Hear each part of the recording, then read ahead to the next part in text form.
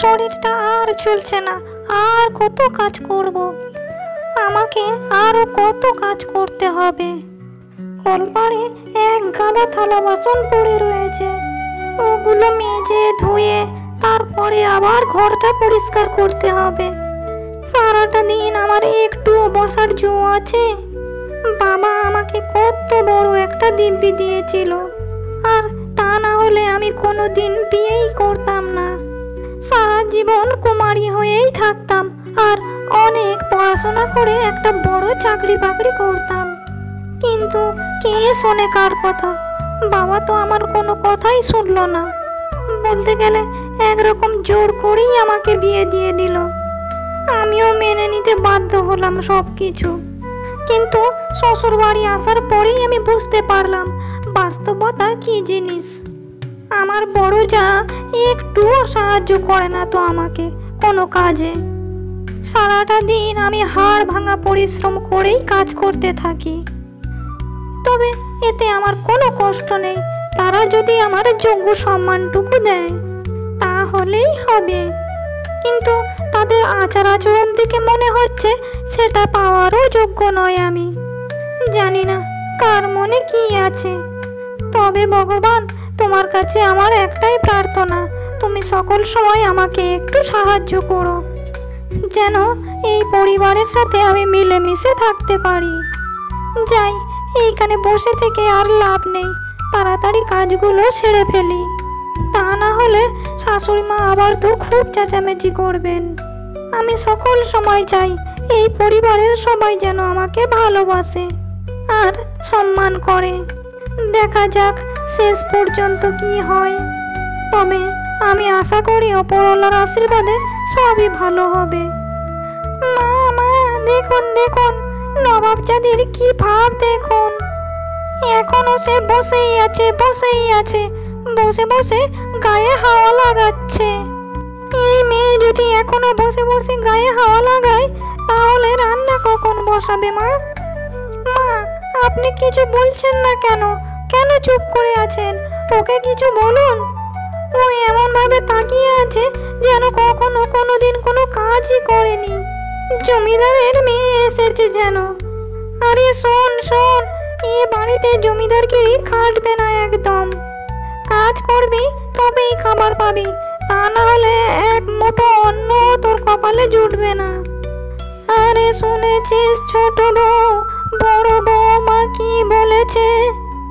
তুই যে কাজকর্ম একদম লাটে তুলে দিয়ে গায়ে হাওয়া লাগাচ্ছিস, এইভাবে গায়ে হাওয়া লাগালে ঘুরে বেড়ালে এ সংসারে তুই কখনো টিকতে পারবি না। আজ রাজু আসুক, তাকে আমি 4টি কথা শুনিয়ে দেব। তোর বউকে তুই কেন কিছু বলিস না যে তোর বউ সকল সময় গায়ে হাওয়া লাগিয়ে ঘুরে বেড়ায়? আমরা পছন্দ করে এনেছি, তাতে কি হয়েছে? শাসন তো তোকেই করতে হবে। ফিরুক, বাড়িতে ফিরুক একবার, আমি 4টি কথা শুনিয়ে দেব রাজুকে। মা, আপনি দয়া করে ওনাকে কিছু বলবেন না। আপনি জানেনই তো আমি আমার বাবা মায়ের একমাত্র সন্তান। যখন বাবার বাড়িতে ছিলাম তখন বাবা মা আমাকে দিয়ে অত কাজ করাননি। অনেক আদরের ছিলাম তো তাই। এখন কাজ করতে একটু দেরি হচ্ছে ঠিকই, কিন্তু ধীরে ধীরে আমি সব কাজ তাড়াতাড়ি শিখে যাব। এগুলি করতে আমার তো একটু সময় অবশ্যই লাগবে মা।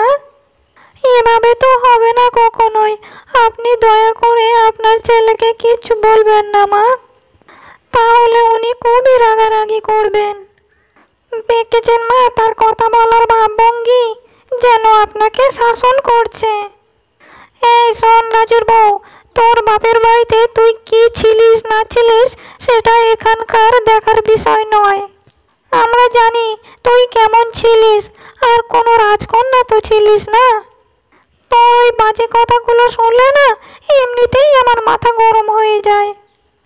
এত কথায় কথা না বাড়িয়ে তাড়াতাড়ি গিয়ে রান্নাটা চাপিয়ে ফেলতো দেখি। আমরা কি না খেয়ে থাকবো নাকি?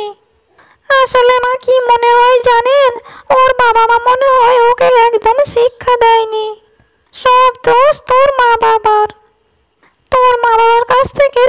শিখে আসতে পারিসনি? দিদি, দয়া করে আমাকে যা খুশি তাই বলুন, কিন্তু আমার বাবা মাকে কিছু বলবেন না। আমার বাবা মা যদি ভালোবেসে আমাকে কোনো কাজ না বা করতে দেন, তাহলে তাদের কি দোষ? আচ্ছা মা, আপনি কি চাইবেন আপনার একটা ভালোবাসার সন্তান সারাটা দিন কাজ করুক, যেখানে আপনি জানেন আপনার মেয়েকে কিছুদিন পর একটা অন্য বাড়িতে বিয়ে দিয়ে দিতেই হবে? আপনিও তো একজন মা, তাই না? শোন মেয়ে, আমার কোনো মেয়ে নেই, বুঝেছিস? আমার দুটোই মাত্র ছেলে। আমার এত আদিক্ষেতা করার সময় নেই, বুঝেছিস? আমার যদি মেয়ে থাকতো, আমি তাকে দিয়ে সারাটা দিন গাধার মতো কাজ করাতাম। আর আমি কখনোই চাই না আমার নিজের মেয়ে হোক। আমার বড় বৌমাই আমার মেয়ে, আমার বড় বৌমাই আমার সব। শোন মেয়ে, যদি আমাদের সংসারে থাকতে চাস, তাহলে আমাদের দুজনের কথা মতোই তোকে চলতে হবে। আর তা না হলে তোর সাথে কিন্তু খুব খারাপ হবে, বুঝেছিস? না না না না মা, আমাকে এই সংসারে থাকতে দিন। আমি আপনাদের সব কথা অক্ষরে অক্ষরে পালন করব। কোনো ভুলই হবে না। আপনারা আমাকে দয়া করে কিছুদিন সময় দিন। আমি সব কাজ খুব তাড়াতাড়ি শিখে ফেলবো। আমি চাই আমার সবটুকু ভালোবাসা আমার পরিবারের মাঝে বিলিয়ে দিই। ঠিক আছে ঠিক আছে, এত নেকামো করতে হবে না। কাজগুলো তাড়াতাড়ি সেরে আমাকে উদ্ধার কর। কিছুক্ষণ পরে আমার ছেলে খেতে আসবে। সারাটা দিন গাধার মতো খেটে আর ঠিক সময় মতো যদি খেতে না পায়, তাহলে কেমন লাগবে বলতো তুই? শুনেছিস মা কি বলেছে? তাহলে তাড়াতাড়ি কাজগুলি সেরে ফেল রাজকুমারী। বেশি ন্যাকামো করলে না, তোর ওই নাকটা টেনে ছিঁড়ে ফেলবো।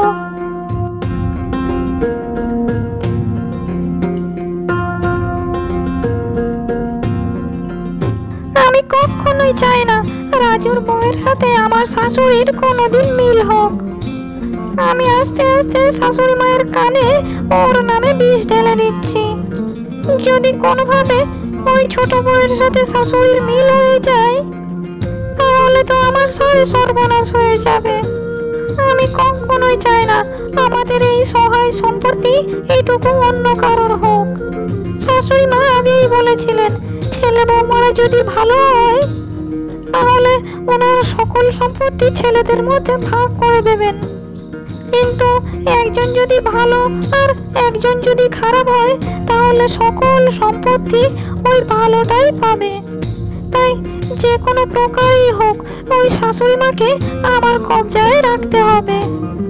যাই হোক, আমি এখন এমন একটা পরিকল্পনা করেছি, শাশুড়ি মা যদি সেটা করেন, তাহলে আমার পথের কাঁটা সারা জীবনের জন্য দূর হয়ে যাবে।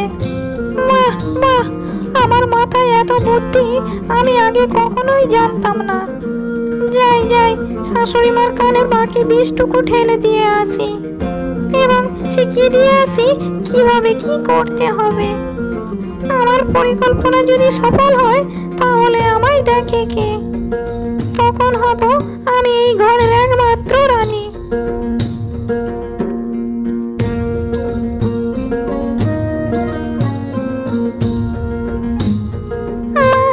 আপনাকে যা শিখিয়ে দিয়েছি, আপনি তাই তাড়াতাড়ি বলুন।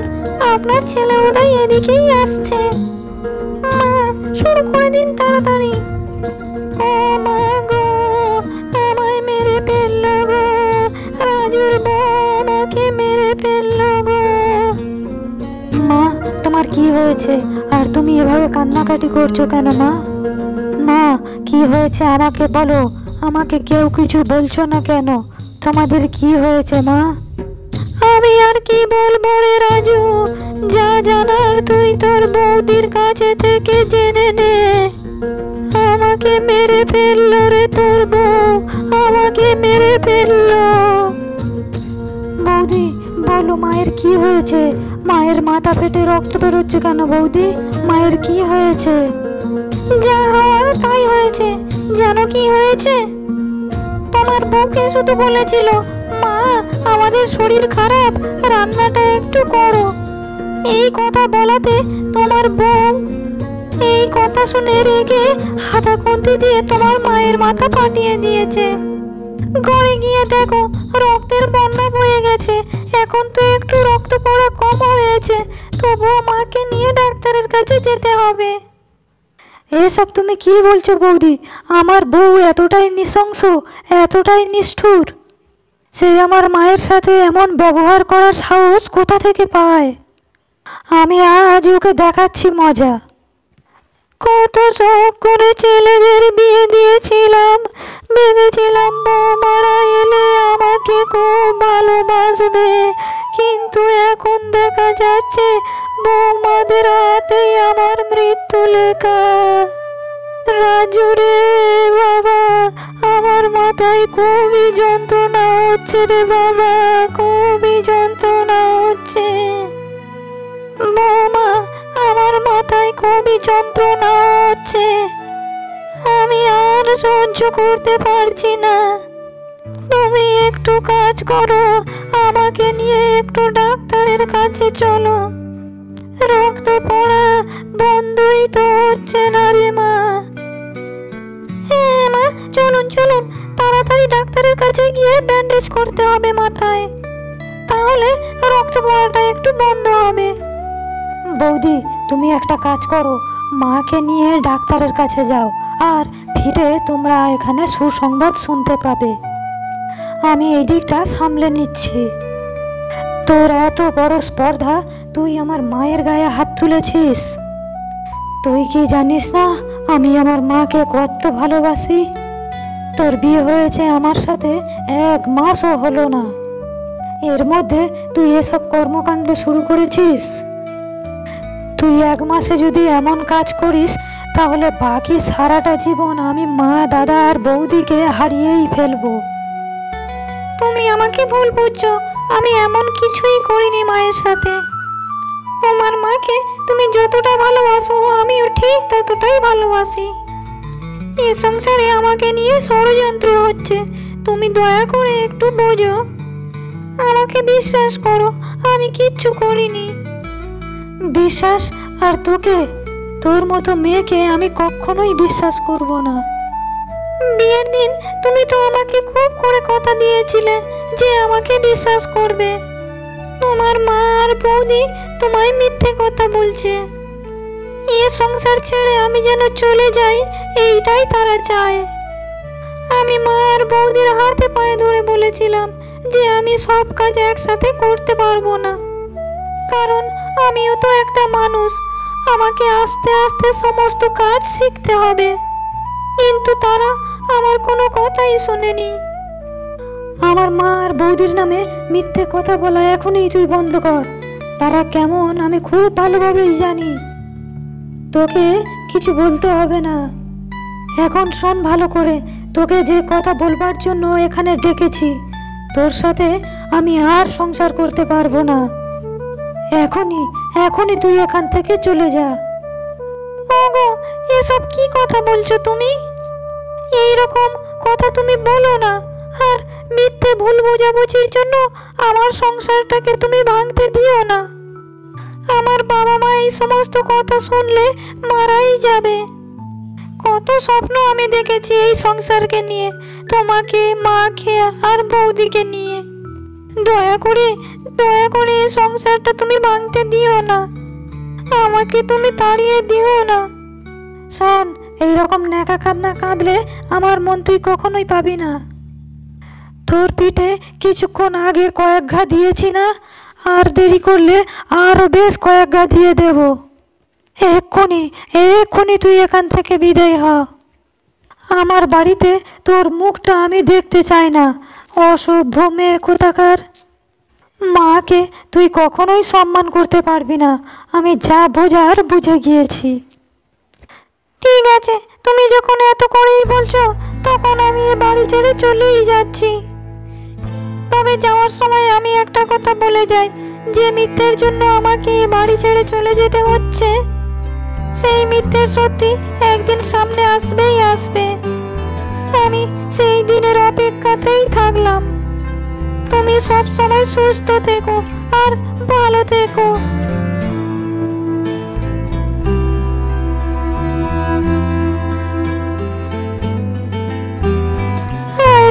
আমার পৃথিবী, যার জন্য আমি নিজের বাবা মাকে ছেড়ে চলে এলাম, সে আজ ভুল বুঝে আমাকে বাড়ি থেকে তাড়িয়ে দিল।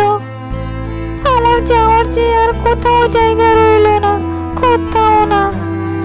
এখন যদি আমি বাপের বাড়িতে যাই, আমাকে দেখে বাবা বোধহয় আর বাঁচবেন না, আর বাঁচবেন না।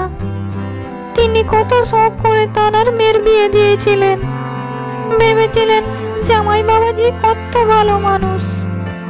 হ্যাঁ, আমিও স্বীকার করি তিনি একজন খুব ভালো মানুষ, কিন্তু মানুষের কুমন্ত্রণায় তিনি এখন আমার সাথে খারাপ ব্যবহার করছেন। জানি না আমার ভাগ্যে কি আছে। তবে তবে আমি আর কখনো বাড়িতে যাব না, কোথাও যাব না, এখানেই সারা জীবন থাকবো। এই জঙ্গলের মাঝে নদীর ধারেতেই থাকবো সারা জীবন। কত ভালোবাসতাম আমি আমার সংসারটাকে, কিন্তু কেউ তো আমাকে এই সংসারে থাকতেই দিল না। কে তুমি মেয়ে? আমার নদীর ধারেতে বসে বসে কাঁদছো। তোমার বাড়ি কোথায়? তুমি আমাকে বলতে পারো, আমি যদি তোমার কোনো সাহায্য করতে পারি। আর আমাকে একদম ভয় পেও না, আমি তোমার কোনো ক্ষতি করব না। আমি এক হতভাগা মেয়ে দৈত্য মশাই। আমার স্বামী তার মা আর বৌদির কুমন্ত্রণায় আমাকে বাড়ি থেকে তাড়িয়ে দিয়েছে। আমাকে কেউ ভালোবাসে না, কেউই সহ্য করতে পারে না। আমি চাইতাম বিয়ের পরে সকলের সাথে মিলেমিশে আনন্দে দিন কাটাবো, কিন্তু হলো ঠিক তার উল্টো।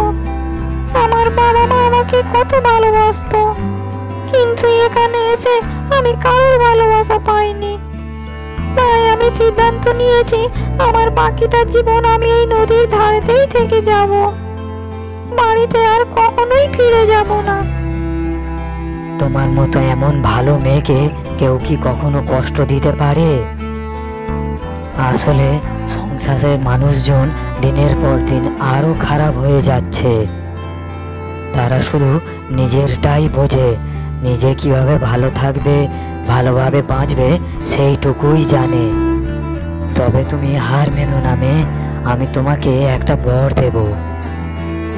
কি বর দেবেন আমাকে দৈত্য মশাই? দয়া করে আমাকে বলুন। আমি তোমাকে এই আশীর্বাদ দিলাম যে তুমি তোমার ইচ্ছা মতো তোমার শরীরের আকৃতি বড় ছোট করতে পারবে, আর মানুষকে তুমি শিক্ষা দেবে। আপনাকে অনেক ধন্যবাদ দৈত্য মশাই, আপনাকে অনেক ধন্যবাদ। এইটা প্রয়োগ করে আমি মানুষের মিথ্যাকে সত্যিতে পরিণত করতে পারবো। আমি তাহলে এখন কি করব দৈত্য মশাই, আপনি বলে দিন। এখন তুমি বাড়িতে যাও, আর আমি যা যা তোমাকে বলে দেব তুমি তাই তাই করবে। তোমার সংসারে আর কখনোই কোনো সমস্যা হবে না।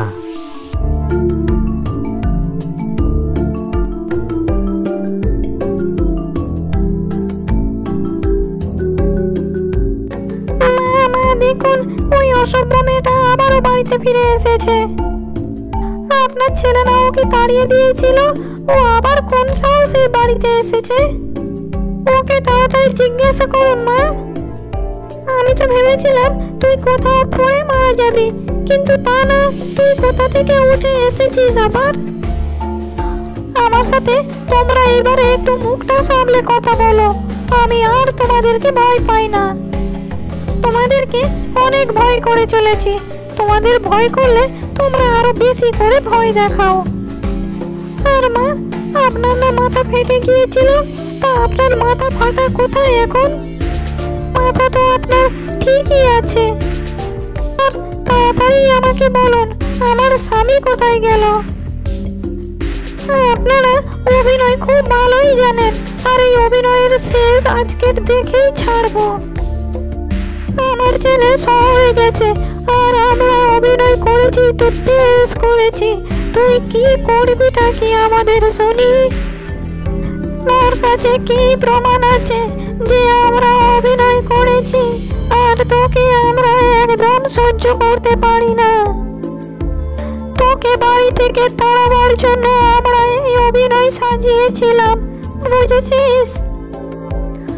আমিও সব আগে থেকেই জানতাম যে আমার বিরুদ্ধে ষড়যন্ত্র করে আপনারা আমাকে বাড়ি থেকে তাড়াচ্ছেন। হ্যাঁ, চক্রান্ত করেছি। তা তুই আমাদের কি করবি সেইটা বল। এখন এখন তো আমরা তোকে মেরেই ফেলবো। তুই ফিরে এসেছিস, ভালো হয়েছে। আমাদের দুজনের হাতেই এখন তোর মৃত্যু লেখা আছে।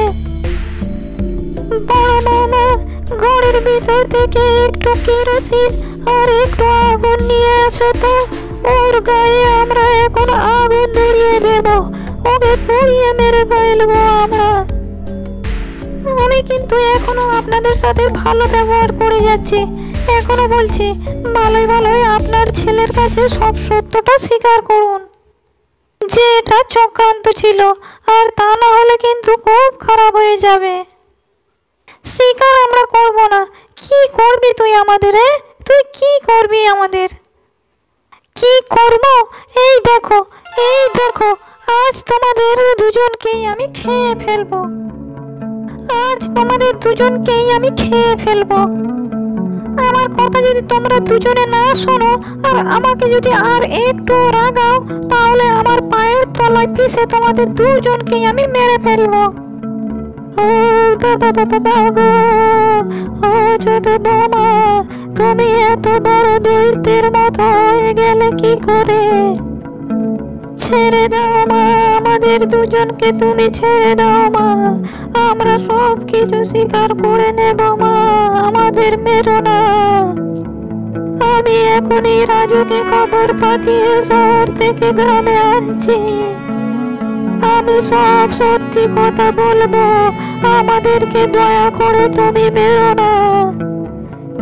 আমি কিন্তু এখনো আপনাদের মতো নির্দয় নই। আর যদি নির্দয় হতাম তাহলে আপনাদেরকে পায়ের তলায় পিষে মেরে ফেলতাম। তবে আরো একটা কথা বলে রাখি, আবার কখনো যদি আমার বিরুদ্ধে চক্রান্ত করেছেন কখনো, তখন সেদিন হবে আপনাদের শেষ দিন। বাবা, যতদিন বেঁচে আছে ততদিন তোমার পায়ের নিচেই বেঁচে থাকবো। চক্রান্ত তো দূরের কথা, কখনো তোমার দিকে চোখ তুলে তাকাবো না। ঠিক আছে, এবারের মতো তোমাদের দুজনকে আমি ক্ষমা করে দিলাম। তবে তাড়াতাড়ি তোমার ছেলেকে খবর পাঠাও। কলি সব কিছু তুমি স্বীকার করো। আর যদি না স্বীকার করেছেন, তাহলেই তো জানো কি অবস্থাটা তোমাদের আমি করব। জানি জানি মা, আমি সব কিছু জানি। আজ থেকে তুমি আমার ছোট বৌমা না, তুমি আমার পেটের মেয়ে, আমার আপন মেয়ে। আজ থেকে আমি আর বড় বৌমা মিলে বাড়ির সকল কাজ করব, আর তোমাকে পায়ের ওপর পা তুলিয়ে খাওয়াবো। ক্ষমা করো মা, ক্ষমা করো আমাদেরকে। ঠিক আছে, ক্ষমা করে দিলাম, কিন্তু পরের বার থেকে একটা কথা সকল সময় মনে রাখবেন। সংসারে কখনো অশান্তি করলেই আমার হাতেই কিন্তু আপনাদের মৃত্যু হবে। আপনাদের মতো লোকেদের ভালোবাসা দিয়ে না বুঝিয়ে শিক্ষা দিলেই তবে আপনারা বুঝতে পারেন।